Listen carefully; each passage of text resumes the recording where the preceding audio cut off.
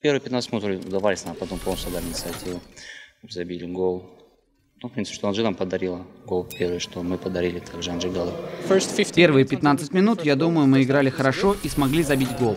После этого мы потеряли концентрацию, начали ошибаться в передачах и отдали нити игры сопернику. Во втором тайме мы пытались играть лучше, но в голове не было стопроцентной уверенности. Я очень разочарован результатом, и я знаю, мы можем играть намного лучше, чем сегодня. По игре получилось так, чисто психологически.